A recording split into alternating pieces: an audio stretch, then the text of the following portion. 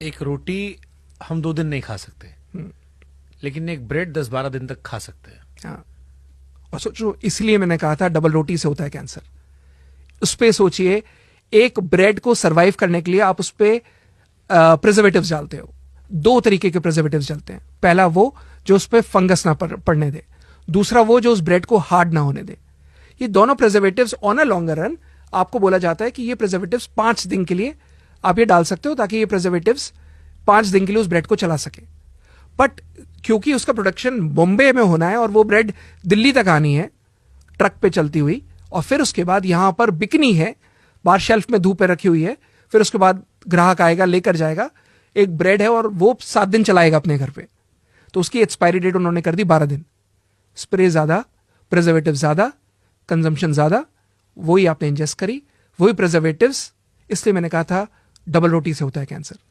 क्योंकि जो ब्रेड अगर आप खा रहे हो, ये ब्रेड जो 2 दिन पुरानी, अब 7 दिन पुरानी ब्रेड रोटी क्यों नहीं खा पाते? ब्रेड खा लेते हो क्योंकि उसपे वही प्रिजर्वेटिव्स डले हुए हैं कि उसपे फंगस ना पड़ने दे। और दूसरा, प्लास्टिक की पन्नी में वो होता है। प्लास्टिक की पन्नी में वो पन्नी दुकान वाले, ब्रेड अक्सर बाहर रखी थी दुकान में, यस, उस पर धूप भी पड़ी, छांव भी पड़ी, और उसमें माइक्रो प्लास्टिक्स, और वो प्लास्टिक बीपीए फ्री नहीं थी। बाइस्फेनॉल ए करके जो केमिकल होता है जो कार्सिनोजेन है, वो उसमें ऑलरेडी वो पन्नी में है।